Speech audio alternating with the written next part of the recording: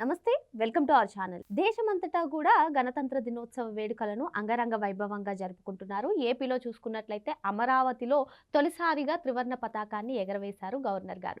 మరి ఇదిలా ఉంటే గత 5 ఏళ్లు కూడా రాష్ట్రాన్ని పరిపాలించినటువంటి వైఎస్ జగన్మోహన్ రెడ్డి గారికి అసలు జాతీయ జెండాని ఎగరవేసే అంత టైం లేదా అని చెప్పి కొందరు ప్రశ్నిస్తున్నారు. మరి ట్వీట్తో సరిపెట్టుకున్నటువంటి జగన్మోహన్ రెడ్డి అసలు జాతీయ జెండాని ఎగరవేయకపోవడాన్ని ఏ విధంగా చూడాలి తెలుసుకునే ప్రయత్నం చేద్దాం. దీన్ని విశ్లేషించడానికి మనతో పాటుగా ఉన్నారు సోషల్ యాక్టివిస్ట్ శ్రీలీల గారు. నమస్తే మేడం. నమస్తే అమ్మా. తాడేపల్లి కేంద్ర కార్యాలయంలో బొత్స సత్యనారాయణ గారి ఆధ్వర్యంలో ఈ రిపబ్లిక్ డే సెలబ్రేషన్స్ జరిగాయి. మరి వైఎస్ జగన్మోహన్ రెడ్డి గారు మొత్తానికి తాను ఉంటున్న చోట కూడా జెండాను ఎగరవేయకపోవడం పైన చాలా మంది చాలా రకాలుగా మాట్లాడుకుంటున్నారు. మరి ఈసారి మనం ఏపీ గురించి మాట్లాడుకున్నట్లయితే అమరావతిలో తొలిసారిగా రిపబ్లిక్ డే సెలబ్రేషన్స్ జరిగాయి. ఏంటి ఈ పరిణామాన్ని మొత్తాన్ని కూడా ఏ విధంగా చూడాలంటారు? అంటే జగన్మోహన్ రెడ్డి గారిని చూస్తుంటే నిజంగా జాలేస్తుంది ఒక్కోసారి. ఎందుకంటే పాపం ఆయన జెండా ఆవిష్కరణ చేశాడు అనుకోండి, సరిగ్గా సెల్యూట్ చేయలేదనో, జనగణమన పాడటం కూడా రాదనో ఇట్లా మాట్లాడతారు. ఒకవేళ చేయలేదనుకోండి, ఇదిగో ఇప్పుడు మళ్ళీ మనం ఈ విధంగా ఏంటంటే అదేదో ఎగిరి దంచిన అదే కూలి, ఎగరకుండా దంచిన అదే కూలి అని ఇప్పుడు జగన్మోహన్ రెడ్డి ఏది చేసినా కూడా ప్రాబ్లం అయి కూర్చుంది. చివరికి ఆయన ఆత్మ అయిన విజయసాయి రెడ్డి కూడా నువ్వు నడిచినా ఒకటే, నడవపోయినా ఒకటే, నువ్వు పాదయాత్ర చేసినా చేయకపోయినా నువ్వు మాత్రం అధికారంలో రావు అని చెప్పి సందర్భం నిన్న విన్నాం. అంటే చివరికి జగన్మోహన్ రెడ్డి గారి పరిస్థితి ఎలా ఉంది?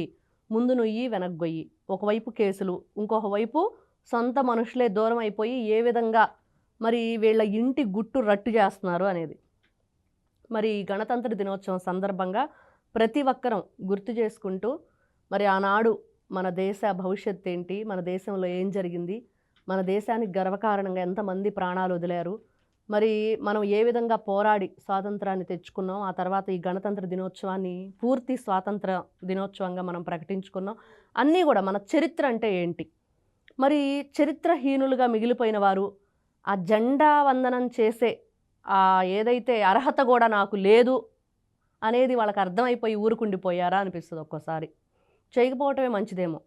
అంబేద్కర్ గారి జయంతి రోజు, వర్ధంతి రోజు కూడా జగన్మోహన్ రెడ్డి గారు కనీసం ఆ ఫోటో పెట్టి ఉన్న స్థానంలోనే, ఎవరమైనా ఈ రోజున ప్రజాప్రతినిధులుగా ఉన్నాము అంటే మనకి అనుకూలంగా ఉన్న సమయం ఆ టైంలో ఏదైతే ఆ రోజున ఆ ప్లేస్లో కనీసం ఒక చిన్న చైర్లో ఆ ఫోటో పెట్టేసి వాళ్ళకి అన్ని వాళ్ళు అర్పిస్తాం.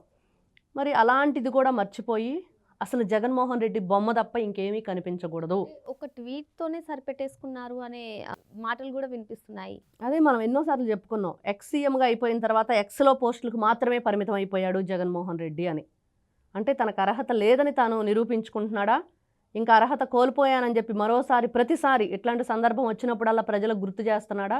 మరి అంబేద్కర్ విదేశీ విద్యని ప్రజలకు దూరం చేశాడు. మరి నా ఎస్సీలు, నా ఎస్టీలు, నా బీసీలు అంటూ వాళ్ళ పట్ల ఆయన ఏ విధంగా ప్రవర్తించాడు? మరి అలాంటి జగన్మోహన్ రెడ్డి రోజున మరి ఎక్స్లో పోస్ట్ పెట్టాడు, జెండా వందనం చేయలేదు, గణతంత్ర దినోత్సవం గురించి ఆయన మాట్లాడలేదు అని చెప్పి అనుకోవటంలో మనం కొత్తగా చెప్పుకోవాల్సింది, ఆశ్చర్యపడవలసింది ఏమీ లేదు. అయితే ఇక్కడే ఒక అంశం మేడం, ఇప్పుడు అందరికీ వస్తున్నటువంటి డౌట్ కూడా ఏంటి అంటే తాడేపల్లి కేంద్ర కార్యాలయంలో బొత్స సత్యనారాయణ గారి చేత ఈ సెలబ్రేషన్స్ చేయించారు అంటే పార్టీ బాధ్యతలు కూడా ఆయనకే ఇవ్వాలనే ఆలోచనలో ఉన్నాడా జగన్మోహన్ రెడ్డి అని కూడా అనుకుంటున్నారు. దీనిపైన ఇక్కడ సజ్జల రామకృష్ణారెడ్డి ఉన్నాడు, విజయసాయి రెడ్డి నేను మళ్ళీ వస్తానంటున్నాడు. మరి ఇంకొక వైపు ఆయన భార్యే ఉంది భారతిరెడ్డి.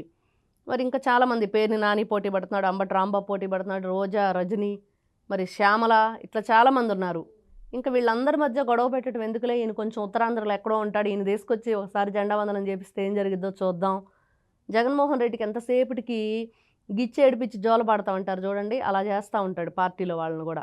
అంటే అతనికి అదో తెక్క అనమాట. అంటే వైసీపీ చేస్తున్నటువంటి రాజకీయాలకి అసలు జగన్మోహన్ రెడ్డి పెడుతున్నటువంటి ప్రెస్ మీట్లకు కూడా విసుగెత్తిపోయి బొత్స సత్యనారాయణ పార్టీని వీడబోతున్నారనే కథనాలు కూడా వినిపించాయి. ఇటువంటి నేపథ్యంలో కావాలనే బొత్స సత్యనారాయణ గారిని పిలిచారంటారా? ఆయన పార్టీని విడబోతున్నాడు అనేది జరగదు. ఎందుకంటే వీళ్ళందరూ కూడా ఏ విధంగా బయటికి వెళతారు, ఏ పార్టీలో చేరతారు, మరి వీళ్ళ గత చరిత్ర ఏంటి, వీళ్ళు ఏ విధంగా ప్రజల్లో ముద్ర వేసుకున్నారు మనం చూసాం.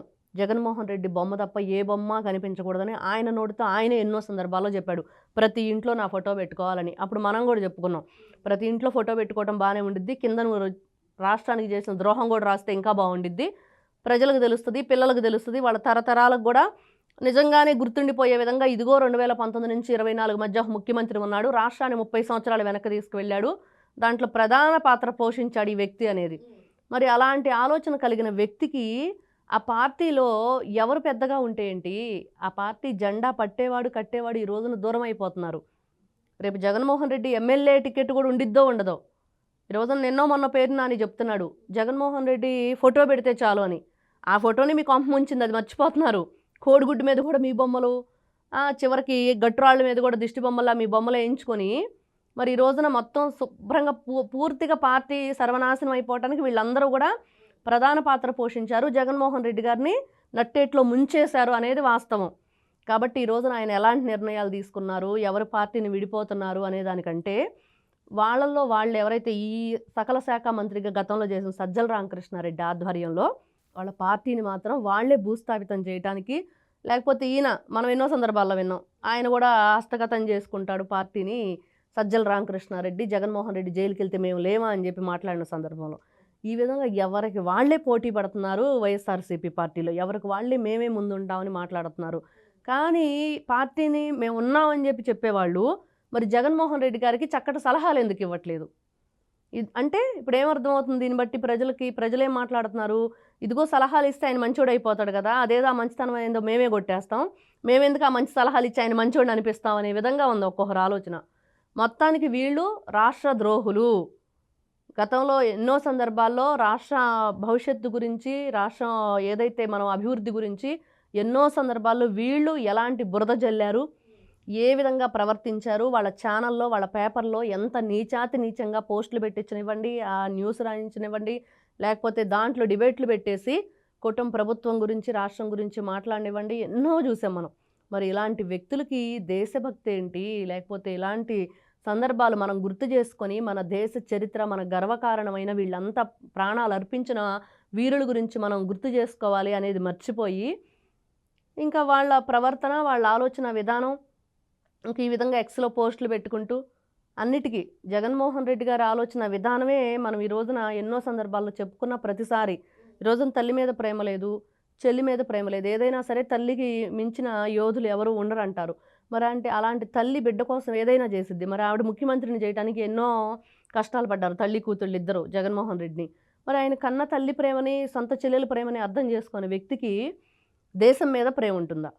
మరి ఇలాంటి వ్యక్తులకి దేశభక్తి ఉంటుందా? ఇలాంటి వ్యక్తులు దేశం గురించే లేని వాళ్ళు రాష్ట్ర భవిష్యత్తు గురించి అమరావతి రాజధానిగా ఉండాలి అని కోరుకోవటం, రైతులకు మంచి జరగాలని ఆలోచించటం, లేకపోతే ఈ విధంగా పోలవరం పట్టిసీమ లాంటి పరుగులు పెట్టాలి, మంచి ఆరోగ్యకరమైన వాతావరణం ఉండాలి, మంచి ఆహారాన్ని పండించే రైతులు మనకు కావాలి అని చెప్పేసి ఆలోచన విధానం వీళ్ళకు ఉండిద్దంటే పొరపాటును కూడా వాళ్ళు ఆలోచించరు. కాబట్టి ఇట్లాంటి వ్యక్తుల గురించి మనం ఇలాంటివి ఎక్స్పెక్ట్ చేయడం అనేది అంటే తప్పని కాదు, కానీ మనం ఎక్స్పెక్ట్ చేసి ఇలా ఫెయిల్ అయిపోతూ ఉంటాం ఎప్పటికప్పుడే. అరే ఇలా ఏదన్నా చేస్తాడేమో, పెడితే బాగుండు, అతనికి కూడా దేశభక్తి ఉండి నిరూపించుకుంటాడా అంటే ఎప్పుడూ కూడా నిరూపించుకోలేదు. తల్లి మీద లేదు, చెల్లి మీద లేదు, దేశం మీద లేదు, రాష్ట్రం మీద లేదు, రాష్ట్ర ప్రజల మీద లేదు. మరి జగన్మోహన్ రెడ్డి తన మీద తననే ప్రేమించుకునే వ్యక్తి. సినిమాలో ఒక హీరో డైలాగ్ ఉండిద్ది, నాకు దక్కంది ఎవరికి దక్కటానికి వీలు లేదని. అలాగా ఈ వ్యక్తి కూడా ఆ క్రెడిట్ చోరీ అని చెప్పేసి జగన్మోహన్ రెడ్డి ప్రతిసారి మాట్లాడేది అదే. మరో అంశంతో మళ్ళీ కలుద్దాం. Thank you madam. నమస్తే అమ్మా.